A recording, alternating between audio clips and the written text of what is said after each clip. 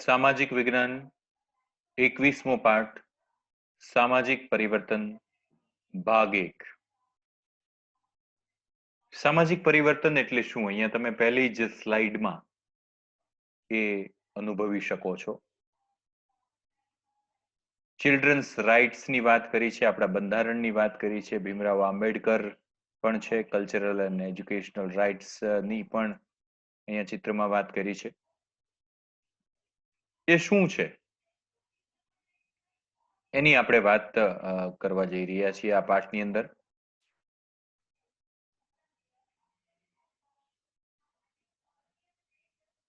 સૌથી પહેલી વાત, સામાજિક પરિવર્તન. સામાજિક માળખામાં અને સામાજિક સંસ્થાઓમાં તેમજ સામાજિક સંબંધોમાં અને ભૂમિકાઓમાં અને મૂલ્યોમાં આવતું પરિવર્તન એટલે સામાજિક પરિવર્તન. કોને કહેવાય સામાજિક પરિવર્તન? આની એકદમ સિમ્પલ ડેફિનેશન અહીંયા સમજાવી છે. સામાજિક પરિવર્તન થવાના કારણો શું છે? તો પશ્ચિમીકરણ, વૈશ્વિકીકરણ, શહેરીકરણ, એના કારણે સામાજિક સંબંધો, કુટુંબ વ્યવસ્થા, લગ્ન પ્રથા, જીવનશૈલી, સાહિત્ય, લલિત કલા, આ બધામાં પરિવર્તન આવ્યા છે, જેને આપણે સાંસ્કૃતિક પરિવર્તન કહીએ છીએ. કુટુંબ વ્યવસ્થામાં બદલાવ આવ્યો, લગ્નના જે પહેલા રિવાજ ને આજના સમયના રિવાજોમાં બદલાવ આવ્યો, લોકોની જીવન જીવવાની જે પદ્ધતિ છે એ પહેલાની ને આજના સમયના લોકોની એમાં બદલાવ આવ્યો, કુટુંબ વ્યવસ્થામાં બદલાવ આવ્યો. તો આ બધું શું છે? એ સાંસ્કૃતિક પરિવર્તન છે. ભૌતિક ચીજ વસ્તુઓ, મોજ શોખના ઉપકરણો, રોજિંદા જીવનમાં વપરાતા વિવિધ સાધનો, સુવિધાઓ ગ્રામ્ય વિસ્તારો સુધી પહોંચ્યા છે. રહેઠાણના બાંધકામની અદ્યતન શૈલીમાં પણ પરિવર્તન આવ્યું છે. ભૌતિક સુવિધાઓને લીધે લોકોના જીવન ધોરણમાં પણ પરિવર્તન આવ્યું છે. આમ મુખ્યત્વે શહેરીકરણ, સાંસ્કૃતિક, રાજકીય, શૈક્ષણિક અને વૈચારિક પરિબળો તેમજ પ્રચાર માધ્યમો જેવા પરિબળોની અસરને કારણે સામાજિક પરિવર્તન શક્ય બન્યું છે. રિવોલ્યુશન, એક ક્રાંતિકારી પરિવર્તન. કારણ કે આ બધું ભેગું થયું છે.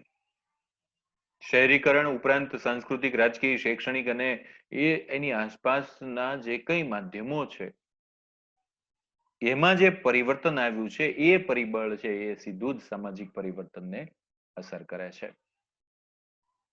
હવે કાયદાની સામાન્ય જાણકારી શાથી જરૂરી છે? શું કામ આપણને સામાન્ય જાણકારી હોવી જોઈએ કાયદાની? પછી આપણે કહીએ છીએ કે ભાઈ મને એ તો નહોતી ખબર કે વાહન આ બાજુ ચલાવવું જોઈએ કે આમ ચલાવવું જોઈએ, મને એ નથી ખબર. અને એ આપણાથી અજાણપણે કે ભૂલથી પણ ભૂલ ન થઈ જાય એટલા માટે કાયદાની સામાન્ય જાણકારી આપણને હોય એ ખૂબ જરૂરી છે. જો આપણે જુદા જુદા પ્રકારના કાયદા જાણતા હોઈએ તો કાયદાનો ભંગ ન થાય એ રીતે વર્તી શકીએ, જેથી શિક્ષા કે દંડની જોગવાઈઓથી બચી શકીએ. શોષણ અને અન્યાય વિરુદ્ધ લડવા કેવા કાયદેસર પગલાં લઈ શકાય એનું માર્ગદર્શન પણ મેળવી શકીએ. ભારતના બંધારણ અને કાયદાની સામાન્ય જાણકારી હોય તો આપણે સમાજ અને રાજ્ય તરફથી મળેલા અધિકારો સારી રીતે ભોગવી શકીએ.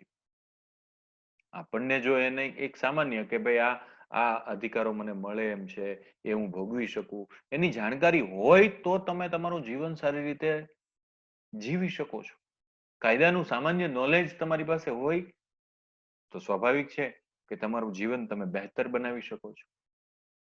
નાગરિકોની સુરક્ષા અને વિકાસ માટે સરકારે જે કંઈ કાયદાકીય જોગવાઈઓ બની છે એ બનાવેલી જોગવાઈઓથી આપણે સૌ માહિતગાર બની શકીએ. સમાજ, રાજ્ય અને રાષ્ટ્ર પ્રત્યેની આપણી સારી ફરજો અદા કરીએ, વફાદારી આપણે વ્યક્ત કરી શકીએ આપણા દેશ પ્રત્યે કે આ દેશ મારો છે અને એ મારાપણું ત્યારે જ અંદરથી નીકળે જ્યારે આપણે આપણી ફરજો અને હક્કોને અદા કરવામાં સફળ બનીએ. બંધારણે આપેલા મૂળભૂત અધિકારો, હક્કો ભોગવી શકીએ તેમજ મૂળભૂત ફરજો પણ અદા કરી શકીએ. કાયદાનું સામાન્ય જ્ઞાન ધરાવતો નાગરિક સમાજમાં પ્રતિષ્ઠાભર્યું અને ગૌરવપ્રદ જીવન જીવી શકે છે. આપણા દેશમાં કાયદાનું શાસન છે. તેથી દરેક નાગરિકને ઓછા વધતા પ્રમાણમાં એને સ્પર્શતા કાયદાઓની સામાન્ય જાણકારી તો હોવી જ જોઈએ. અને જો આપણી પાસે સામાન્ય જાણકારી હશે તો કોઈક વખત આપણી ઉપર આવેલી મુશ્કેલીઓ આપોઆપ હલ પણ કરી શકીશું. આપણા અધિકારો વિશે તમે સૌ વિદ્યાર્થી મિત્રો ભણી ચૂક્યા છો. આપણા જે 6 અધિકાર છે, હક છે, સમાનતાનો અધિકાર, સ્વતંત્રતાનો અધિકાર, શોષણ વિરોધી અધિકાર, ધાર્મિક સ્વતંત્રતાનો અધિકાર, સાંસ્કૃતિક અને શૈક્ષણિક અધિકાર, બંધારણીય ઇલાજોનો અધિકાર, આ 6 આપણા અધિકાર છે, હક્કો છે, જેને આપણે ભોગવી શકીએ. આ ઉપરાંત જે પરિસ્થિતિનું સર્જન થતું હોય છે એમાં કેટલીક વખત આપણે આપણા અધિકારો નથી ભોગવી શકતા. ત્યારે બંધારણીય ઇલાજોનો જે અધિકાર છે એનું શું ઇમ્પોર્ટન્ટ છે એ આપણે જોઈએ. તો પોતાના મૂળભૂત અધિકારનું રક્ષણ કરવા માટે દરેક નાગરિકને બંધારણીય ઇલાજોનો મૂળભૂત અધિકાર આપવામાં આવ્યો છે. તમે જે 6 અધિકાર આપણે જોઈએ એ ન ભોગવી શકતા હો તો એને ભોગવવા માટેનો આ સ્પેશિયલ અધિકાર છે, બંધારણીય ઇલાજોનો અધિકાર. ડોક્ટર બાબા સાહેબ આંબેડકરે તો આ અધિકારે તો બંધારણના આત્મા સમાન ગણ્યો છે. યાદ રાખજો, કોઈ પણ મૂળભૂત અધિકારનું પાલન ન થતું હોય, એનો ભંગ થતો હોય, કોઈ પણ નાગરિકને અધિકારના રક્ષણ માટે બંધારણીય ઇલાજોના અધિકાર હેઠળ એ વડી અદાલતમાં જઈ શકે, એટલે કે હાઈકોર્ટમાં જઈ શકે. ત્યાં જો ન્યાય ન મળે તો એ સુપ્રીમ કોર્ટમાં પણ જઈ શકે છે. અને એ ક્યારે જઈ શકે? કારણ કે એની પાસે બંધારણીય ઇલાજોનો અધિકાર છે. એટલા માટે નાગરિકના અધિકારોનું રક્ષણ કરવું એ ન્યાયતંત્રની ફરજ છે. તેથી વડી અદાલત કે સર્વોચ્ચ અદાલત નાગરિકની ફરિયાદ સાંભળીને એના મૂળભૂત અધિકારનું રક્ષણ કરે છે. આમ મૂળભૂત અધિકારોમાં બંધારણીય ઇલાજોનો અધિકાર એ અનન્ય છે, બહુ જ મહત્વનો છે બંધારણીય ઇલાજોનો અધિકાર. બાળ વિકાસ, બાળ કલ્યાણ સાધવું એ સામાજિક વિકાસની પૂર્વ શરત છે. એ આપણે જો સમજાવવાનું હોય તો એ સમજી શકીએ કે બાળકો એ આવતીકાલના નાગરિકો છે, આવતીકાલના રાષ્ટ્રની સંપત્તિ છે. કોઈ પણ રાષ્ટ્રના વિકાસનો આધાર એના બાળકોના સર્વાંગી વિકાસ ઉપર રહેલો છે. ઓલરાઉન્ડ ડેવલપમેન્ટ એ જરૂરી છે. અને જો બાળકો શિક્ષિત અને સંસ્કારી હશે તો તેઓ સારા નાગરિકો બનીને કુટુંબ, સમાજ અને રાષ્ટ્રના વિકાસમાં યથાશક્તિ ફાળો આપી શકશે. આવા નાગરિકો માટે, રાષ્ટ્ર માટે આવા નાગરિકો આશીર્વાદ રૂપ અને વરદાન રૂપ બની શકે છે. એટલે બાળકોને સારું શિક્ષણ મળે, સારામાં સારી એની અંદર રહેલી જે ટેલેન્ટ છે એ બહાર આવી શકે, એ માટે રાષ્ટ્રએ પ્રયત્ન કરવો જોઈએ. એટલે બાળકોનો સારી રીતે વિકાસ કરવો જોઈએ, એનો શારીરિક, એનો માનસિક, એનો બૌદ્ધિક વિકાસ કરવો જોઈએ. આમ કરીને તેમને સમાજના વિકાસ માટે સ્વસ્થ અને જવાબદાર નાગરિકો બનાવી શકાય છે. એટલે જ કહી શકાય વિદ્યાર્થી મિત્રો કે બાળ વિકાસ અને બાળ કલ્યાણ સાધવું એ સામાજિક વિકાસની પૂર્વ શરત છે. ભારતીય બંધારણમાં કયા બાળ અધિકારોનો સમાવેશ કરવામાં આવ્યો છે? બાળકોના અધિકારો છે. વિદ્યાર્થી મિત્રો, તમે સાંભળી રહ્યા છો, આ પાઠ તમારા માટે પણ એટલો જ મહત્વનો છે. માત્ર પરીક્ષા પૂરતું જ નહીં, આમ પણ તમને ખબર હોવી જોઈએ કે તમને કેટલા અધિકારો મળ્યા છે. જાતિ, રંગ, લિંગ, ભાષા, ધર્મ કે રાષ્ટ્રીયતાના ભેદભાવ વિના બાળકોને જીવન જીવવાનો જન્મસિદ્ધ અધિકાર છે. માતા પિતાએ બાળકોનું યોગ્ય રીતે પાલન પોષણ કરવું. કોઈ બાળકને કોઈ ખાસ કારણ વિના માતા પિતાથી અલગ ન જ કરી શકાય. બાળકનો અધિકાર છે. એને એના મા બાપનો પ્રેમ મળવો જોઈએ, પણ કોઈ ખાસ કારણ ન હોય તો એ મા બાપ એ બાળકને ત્યજી નથી શકતા. વ્યક્તિત્વના સર્વાંગી વિકાસ માટે દરેક બાળકને શિક્ષણ મેળવવાનો મૂળભૂત અને કાનૂની અધિકાર છે. અને હવે તો રાઇટ ટુ એજ્યુકેશન, મને શિક્ષણ મેળવવાનો અધિકાર છે, અને એના માટે સરકારે તમામ પ્રકારની વ્યવસ્થા કરી છે. દરેક બાળકને સામાજિક સુરક્ષા દ્વારા સામાજિક વિકાસ સાધીને સ્વસ્થ અને તંદુરસ્ત જીવન જીવવાનો દરેક બાળકને અધિકાર છે. બાળકોને તેમના વયજૂથ પ્રમાણે રમતગમત અને મનોરંજનની પ્રવૃત્તિઓમાં ભાગ લઈ તંદુરસ્ત, સ્વસ્થ અને આનંદી જીવન જીવવાનો અધિકાર છે. દરેક બાળકને તેના અંતઃકરણ મુજબ પોતાનો ધર્મ પાળવાનો, ધાર્મિક સમુદાયમાં રહેવાનો અને સંસ્કૃતિ જાળવવાનો અધિકાર છે.